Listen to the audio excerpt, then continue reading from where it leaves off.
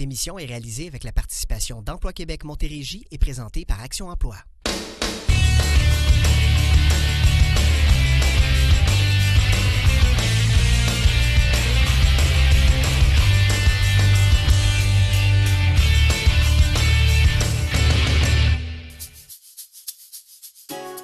Bonjour, bienvenue à l'émission Objectif Emploi. Je me présente Richard Plouffe d'Action Emploi. Aujourd'hui, le thème de l'émission, c'est 55 ans et plus, ce n'est pas la fin du monde.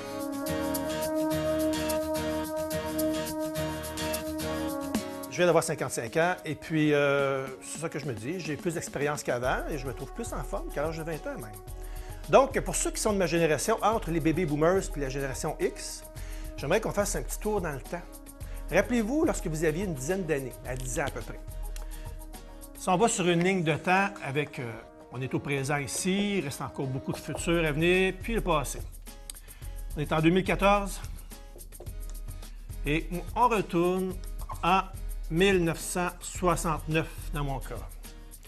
J'avais 10 ans en 1969. Je ne sais pas si vous vous rappelez, mais c'est l'année où l'homme a marché sur la Lune. Moi, je l'ai vu en direct à la télévision, j'étais super impressionné. Je me demandais, est-ce qu'ils ont pris un prisonnier qui était condamné à mort pour marcher sur la Lune? Tu sais, tu as 10 ans, tu t'imagines. Puis l'année juste avant, en 68, c'était Stanley Kubrick qui sortait 2001 Odyssée de l'espace. Là, c'était vraiment le film de science-fiction que personne ne comprenait parce que c'était vraiment beaucoup en avant de son temps. Mais moi, j'ai toujours aimé la science-fiction. Fait qu'à 10 ans, tu regardes ça, puis l'année d'après, tu vois quelqu'un marcher sur la Lune, c'est quelque chose. C'était assez... ça m'a fait réfléchir sur mon avenir. Et puis là, en 69, évidemment, on était loin de l'an 2000. Mais là, tout le monde pensait à l'an 2000 parce que c'était un chiffre assez rond. Hein? On ne parlait pas du bug encore d'informatique parce que les ordinateurs étaient gros comme des bureaux puis des maisons dans ce temps-là. Il n'y avait pas encore de PC. On était très loin de l'ordinateur personnel. Par contre, on parlait déjà de la fin du monde. Ce qui était très, très intéressant pour un jeune de 10 ans de savoir où je vais être rendu à l'an 2000, quel âge je vais avoir.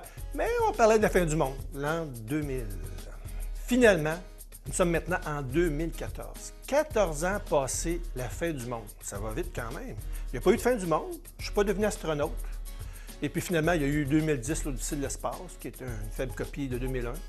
Mais tout ça pour dire qu'après 35 ans de carrière environ, j'ai occupé 9 postes différents avec 7 employeurs, plus plusieurs années comme travailleur autonome. Donc, c'est un peu le profil, ça, de finalement les 50 ans et plus au niveau de l'employabilité. Il y a des exceptions, il y a des personnes qui ont eu un emploi ou deux dans leur vie, puis qui ont occupé quelques postes seulement. Ces personnes-là, en fin de compte, qui se retrouvent sans emploi, bien, elles ne sont pas habituées à chercher de l'emploi, évidemment, ce qui fait un gros changement. Tandis que ceux comme moi qui ont occupé plusieurs emplois, puis qui ont changé même de métier ou de profession plusieurs fois, on était peut-être un peu plus adaptés par rapport à ça. N'empêche que, rendu à la cinquantaine, c'est jamais le fun d'être obligé de recommencer à chercher un emploi. Et c'est toujours un peu stressant, même lorsqu'on a décidé nous-mêmes de quitter l'emploi où on était. Parce que ça peut arriver pour différentes raisons, en fin de compte. Si l'emploi nous apporte moins d'intérêt avec le fil des années, ou si peut-être les tâches qu'on avait au départ ont changé et qui sont devenues des tâches complètement différentes qu'au départ, à ce moment-là, notre intérêt et même nos compétences ne vont plus avec le poste. Et des fois, il vaut mieux changer d'endroit plutôt que d'essayer de continuer et de se trouver incompétent à un poste où on ne devrait pas être, en fin de compte. Ce qui fait que c'est normal d'avoir un certain stress lorsqu'on se retrouve à 55 ans et plus en recherche d'emploi. Par contre, on ne repart jamais à zéro. On a accumulé beaucoup d'expérience, une expérience qui ne s'acquiert pas à l'école. C'est de l'expérience humaine, des compétences qui sont développées d'une entreprise à l'autre, qu'on a accumulées, qu'on a développées, qu'on a peaufinées. On a été plus loin à chaque fois, on a eu des réalisations, on s'est dépassé et puis finalement, en bout de ligne, on est un plus. Ce qui fait que l'employeur devrait être en mesure de reconnaître que c'est un peu une mine d'or, les 55 ans et plus, au niveau de l'entreprise.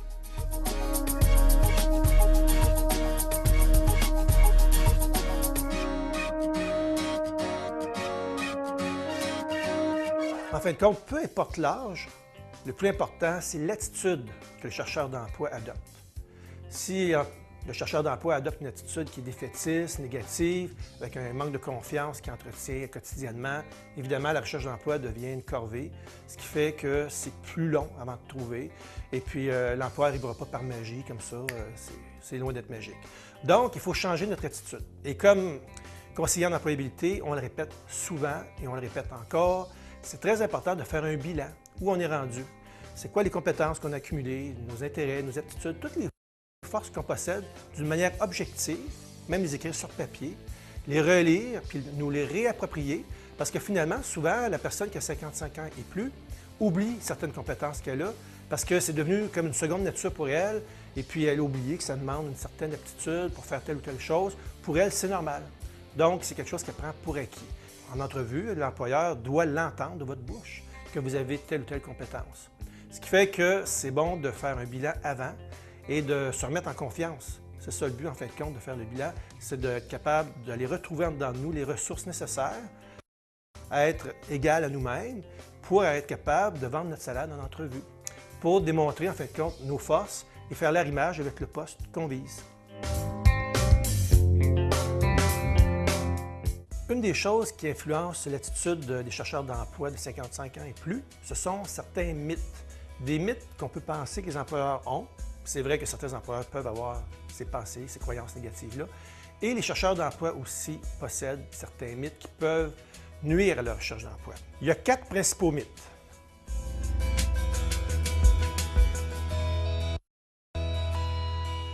Un des premiers mythes que les employeurs peuvent avoir, ainsi que les travailleurs âgés de 55 ans et plus, c'est la productivité. Mais c'est très rare aujourd'hui qu'un employé va utiliser le maximum de sa force pendant une journée de travail. Ça va être exceptionnel, puis ça va être des moments sporadiques, finalement, dans la journée et la semaine. Ce qui fait qu'aujourd'hui aussi, les travailleurs de 55 ans et plus, peu importe hommes ou femmes, les gens se tiennent plus en forme qu'à l'époque, lorsque les gens travaillaient 70 heures par semaine. Il y a plus de loisirs, il y a beaucoup plus de gym pour s'entraîner, beaucoup plus d'activités d'aérobie, de vélo, de golf, tout ce que vous voulez, qui fait qu'on améliore notre condition cardiovasculaire ainsi que musculaire, et même au niveau du moral et du mental, avec toutes ces activités physiques-là. On pourrait dire que même il y a un point positif au niveau des travailleurs de 55 ans et plus, au niveau de la productivité, parce qu'ils ont appris à mieux travailler et à prendre plus leur temps pour être plus efficaces en fin de compte, et ils prennent des décisions qui sont plus réfléchies. 88 des employeurs croient que les personnes de 55 ans et plus sont plus productives que les plus jeunes. Le deuxième mythe, souvent abordé, c'est le taux d'absentéisme. Ça a été prouvé que les personnes de 55 ans et plus s'absentent moins que les 25-54. Les 25-54 ans ont un taux d'absentéisme de 15,2 jours par année, tandis que pour les 55 ans et plus, le taux d'absentéisme est de 12,5 jours par année. De plus, rendu cet âge-là, il y a moins d'absence à cause de raisons familiales. Le troisième mythe, les accidents. Selon la CSST, les 55-64 ans auraient 66 moins d'accidents que les 45-54 ans et 77 moins d'accidents que les 35-44 ans, ce qui fait une énorme différence. Donc, les travailleurs d'expérience ont appris à travailler de manière plus sécuritaire et ils économisent leurs gestes. Ils ont développé des stratégies pour éviter les blessures aussi, pour finalement être capables d'être plus efficaces et d'éviter justement les problèmes liés aux accidents de travail ou à l'usure finalement au niveau de l'emploi. Le quatrième mythe assez important, c'est la retraite. C'est que les employeurs peuvent penser que ça ne vaut pas la peine d'investir dans la formation de quelqu'un de 55 ans et plus, puisqu'il va être sur le bord de la retraite. On sait que la retraite a été reportée beaucoup plus loin en fin de compte maintenant, et que les gens qui sont en santé, qui aiment leur travail, veulent continuer à travailler. Dans les 55 ans et plus, il reste encore 5, 10, 15 bonnes années à donner. Selon Statistique Canada, les gens de 16 ans à 24 ans ne demeurent qu'en moyenne 16 mois en emploi. Ce qui fait qu'aujourd'hui, on a tendance à changer plus rapidement pour un salaire un petit peu plus élevé. Et les 25 à 44 ans, eux, ont une moyenne de 6,4 années pour un même employeur. Tandis que les personnes de 55 ans et plus sont beaucoup plus fidèles au poste. Ce qu'ils veulent, c'est continuer à travailler au même endroit jusqu'à leur retraite, mais encore pour plusieurs années en fin de compte. Et avec toute l'expérience qu'ils ont accumulée, ils sont formés d'une manière plus rapide parce qu'ils ont appris souvent sur le tas en entreprise et ils ont développé des techniques finalement d'apprentissage qui sont adaptées à différents endroits.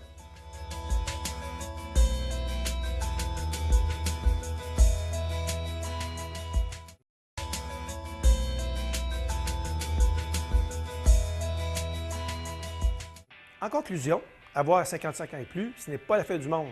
Au contraire, si on fait le bilan de toute notre vie professionnelle, on va avoir accumulé un maximum de compétences, un maximum d'habiletés et beaucoup d'intérêt qui fait qu'on est polyvalent et qu'on peut s'adapter à divers postes. Arrivé en entrevue, l'employeur va sentir que la personne a une confiance en elle qui est basée sur de solides années d'expérience et que la personne va être là longtemps encore avec toutes ses compétences et tout son potentiel et surtout sa motivation. De 55 ans et plus se lève le matin, content d'aller travailler et heureux de pouvoir encore contribuer et de sortir de sa journée d'une façon valorisée.